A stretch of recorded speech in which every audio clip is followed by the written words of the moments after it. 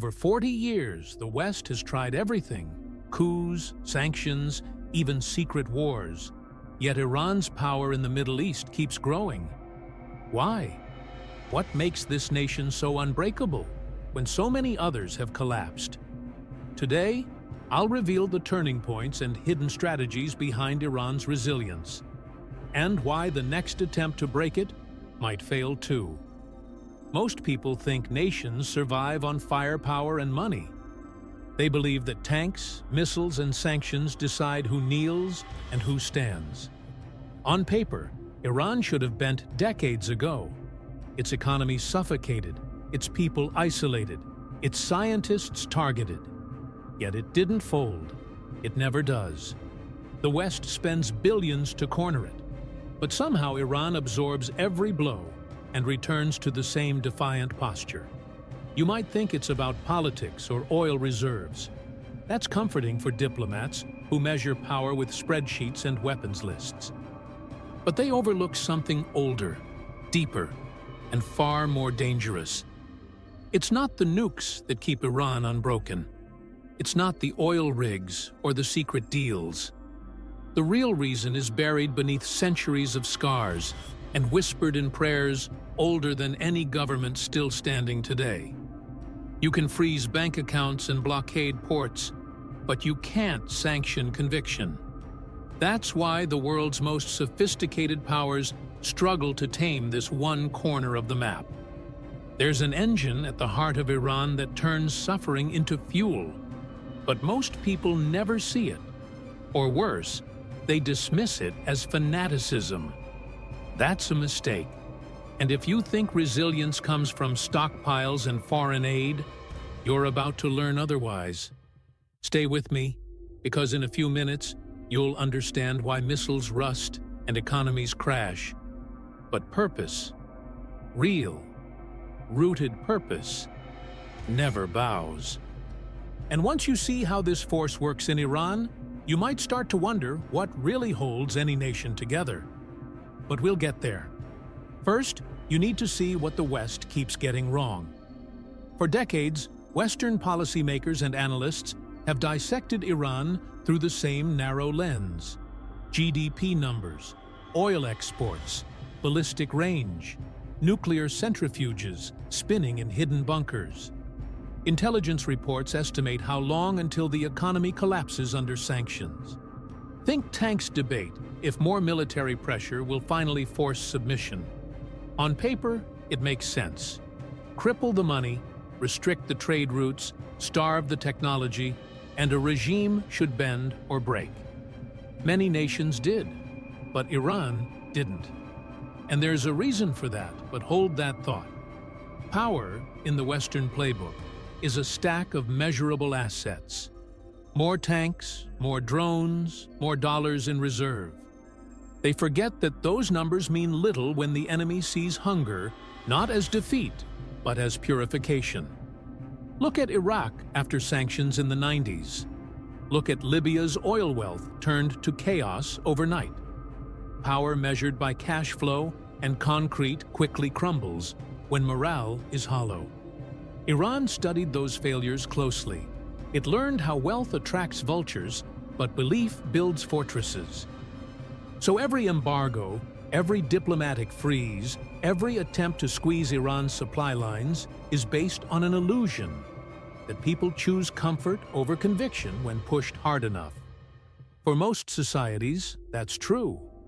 Bread lines break spirits. Empty wallets breed surrender. But Iran isn't betting its future on trade deals or foreign investments. It's gambling on something the West still underestimates. And that's exactly where their calculations fall apart. I'll show you what they keep missing, but first, see how Iran flips scarcity into a weapon. Scratch beneath the sanctions, the rhetoric, the missile tests, and you find something that doesn't fit neatly into intelligence reports. Iran's survival instinct is wrapped around an ancient sense of mission. This is not just political propaganda. It is a cultural skeleton, binding old and young, educated and poor, urban and rural. Outsiders see rallies and flags. Iranians see an inheritance of endurance passed down like family heirlooms.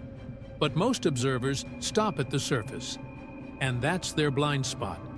Centuries of invasions carved this mindset into the Persian DNA long before oil was discovered or borders were redrawn. Mongols burned cities to the ground, yet poetry survived. Empires rose and vanished, yet the language of resilience never died.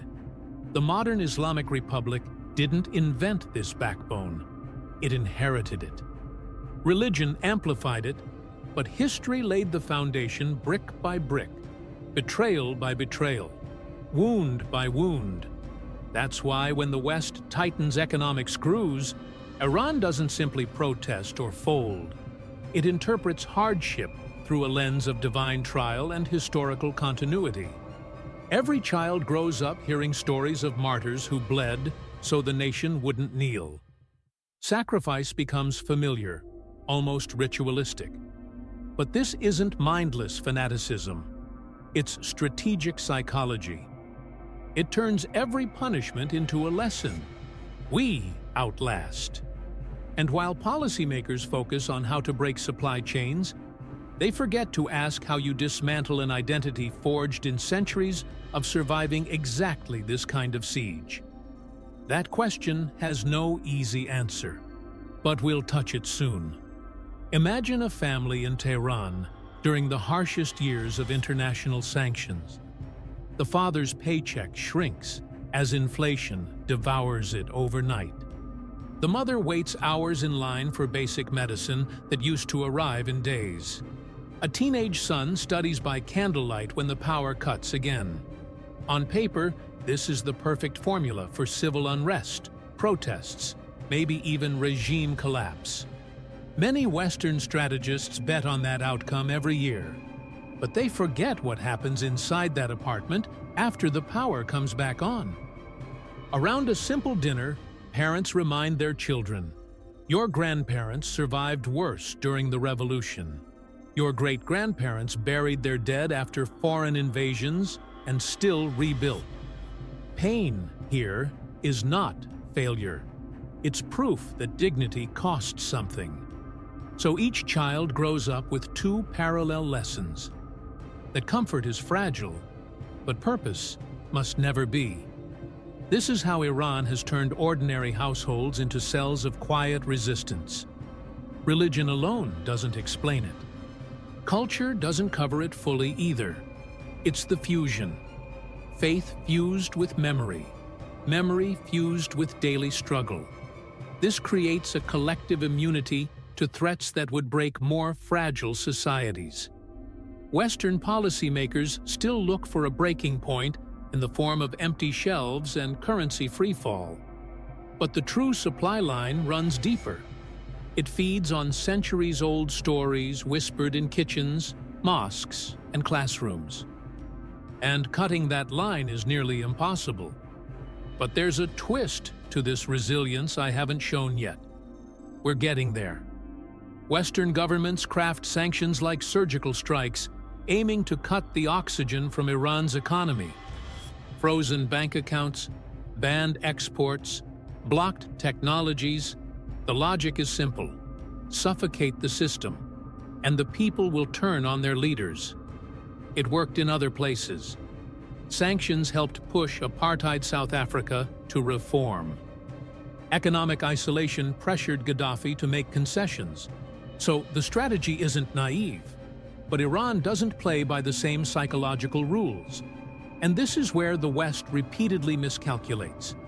When everyday life gets harder, Western societies expect rebellion. But inside Iran, hardship often folds into a narrative older than the flag itself. Leaders don't hide the pain. They frame it as evidence of righteousness.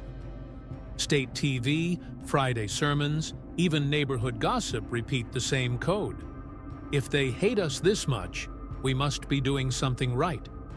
The result is paradoxical. Pressure meant to fracture social trust instead fuses it tighter. Even when black markets thrive, Even when inflation drains paychecks, the national conversation spins it back. These sacrifices are currency for dignity. If you think this is blind loyalty, consider the alternative. Iranians watched what happened to neighbors who traded defiance for foreign approval. Chaos, regime change, exploitation by opportunists. So, for many, enduring hardship at home feels safer than surrendering to promises of Western rescue. That's why each new round of sanctions carries a hidden side effect. It tests the society's resilience and trains the next generation to bear it even better. But there's a deeper layer to this endurance, and it's stitched into Iran's theology of sacrifice. We'll get there next. In Iran, martyrdom is not a relic of ancient battles. It's a living mindset woven into everyday life. This doesn't mean people crave death. That's the lazy stereotype foreign commentators love to repeat. What it really means is that loss and sacrifice are framed as honorable proof of loyalty to something bigger than any politician or policy. Visit a small town in the south, and you'll find murals of young men who fell in the war with Iraq. They're not remembered as victims, but as protectors of an unbroken promise. Iran bows to no foreign power. This philosophy has roots in both Shia theology and Persian history. Stories of Karbala, where a small band stood against an empire and chose death over dishonor, are retold in homes and classrooms. But here's where outsiders misunderstand. It's not just religious theater. It's a manual for resilience. When sanctions bite, when bombs hit, when assassinations target scientists, each tragedy folds back into this script. Pain purifies, loss sanctifies, and every drop of blood spilled fortifies the belief that the nation survives because it refuses to kneel. That's why fear campaigns often backfire. Drone strikes that kill a general spark millions in funeral processions, not to cry helplessly, but to vow continuity. Western intelligence counts missiles, but rarely counts the stories mothers tell their sons after a martyr's coffin passes. Those stories do more damage to foreign pressure than any hidden nuclear facility ever could. And this brings us to the true backbone of Iran's defiance: the belief that hardship is not a punishment, but a sacred test. But how does this philosophy hold up against the brute force of modern empires? That's what we'll unravel next. Throughout history, empires built on gold and trade routes eventually rotted from the inside. Rome's wealth funded palaces and armies, but couldn't stop moral decay. The British Empire once owned a quarter of the planet, yet collapsed when colonized minds demanded freedom. Iran studied these lessons closely. Its modern strategy doesn't chase affluence first. It fortifies belief as the bedrock, knowing wealth is transient, but conviction can outlast generations. Western powers, with Wall Street indexes and billion-dollar defense budgets, assume that economic pressure alone rewrites loyalty. But for Iran, money is a tool, not an idol. Yes, sanctions hurt. Yes, inflation drains families. But the nation's real treasury is the narrative that suffering for identity is worth more than comfort purchased with surrender. That makes Iran illogical by Wall Street standards, but dangerously stable by historical ones. This isn't romantic mythology. Look at facts. Despite cycles of extreme sanctions, Iran cultivated domestic industries, developed a self-reliant military complex, and nurtured a regional network of loyal proxies. No one sells them this resilience. It's grown in the cracks where wealth failed. The West keeps betting that someday Iranians will trade this belief for better wages and cheaper consumer goods. They might, but only if they ever lose faith in the meaning behind their endurance. So far, generation after generation has chosen to inherit that burden. But one more layer explains why they never abandon it. And it's not just political ideology. We'll pull that thread next. Bombs can flatten runways, sanctions can freeze billions overnight, and covert operations can disrupt nuclear labs. These tools have limits, but they work. Against infrastructure, against assets, against individuals. What they can't touch is the architecture of belief that Iran exports as quietly as it builds missiles. And this silent export terrifies strategists far more than uranium stockpiles. Iran's true leverage isn't confined within its borders. Across the Middle East, proxy groups, militias, and sympathetic movements don't just fight with Iranian weapons. They fight with Iranian ideas. The notion that defiance is sacred, that martyrdom is proof of victory, and that standing alone is not weakness, but moral high ground spreads faster than any shipment of drones. And once that idea takes root, no foreign airstrike can uproot it. This is why Western intelligence agencies keep discovering cells and sympathizers in places they thought were locked down by diplomacy or military presence. They mislabel it as pure geopolitics or sectarian rivalry, missing the deeper code. Belief replicates itself, undeterred by embargoes or treaties. You can drone strike a convoy, but you can't assassinate a conviction whispered in a father's prayer or shouted in a funeral procession. For decades, this ideological resilience has shaped conflicts from Lebanon to Yemen. It gives Iran influence without needing to match America's trillion-dollar defense budget. But there's still a piece missing. Why do so many ordinary people choose to shoulder this costly identity instead of chasing safer prosperity? That answer ties back to how Iran defines sovereignty and why compromise feels like poison, not relief. Let's unpack that next. In much of the world, national sovereignty is a line on a map, defended when convenient and traded away when profitable. For Iran, it's closer to a covenant, a moral contract that survival means nothing if it comes chained to foreign approval. This isn't paranoia alone. It's a worldview shaped by centuries of betrayal and interference, from colonial meddling to coups orchestrated for oil. Each wound taught a lesson. Independence has to be guarded not just by armies, but by a stubborn refusal to bend. Inside Iran, this belief seeps into daily governance and social patience. Leaders make mistakes, corruption scandals surface, factions feud bitterly behind closed doors. But when an outside power demands change or compliance, internal divisions vanish almost overnight. The idea that compromise is contamination holds people together far longer than any campaign promise ever could. It's a loyalty that frustrates Western negotiators who assume threats and incentives can pivot policy fast. Sometimes they do, but not when the stakes are framed as moral duty. This helps explain why even severe economic pain rarely sparks the kind of regime collapse foreign analysts predict every few years. A family struggling to afford medicine might privately curse their politicians, but the same family sees a foreign ultimatum as an attack on dignity itself. And dignity, to them, sits above price tags. That's why pressure campaigns hit walls of stubbornness instead of open doors to regime change. But there's an irony here. This fierce defense of sovereignty doesn't make Iran static or backward.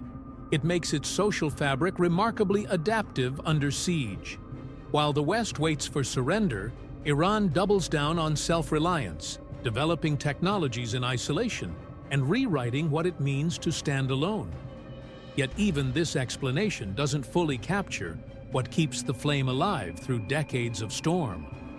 There's one final layer, the redefinition of victory itself. We're almost there. To policymakers in Washington or Brussels, victory means measurable wins, regime change, disarmament, a treaty signed under pressure. These markers fit a worldview where comfort and prosperity motivate behavior.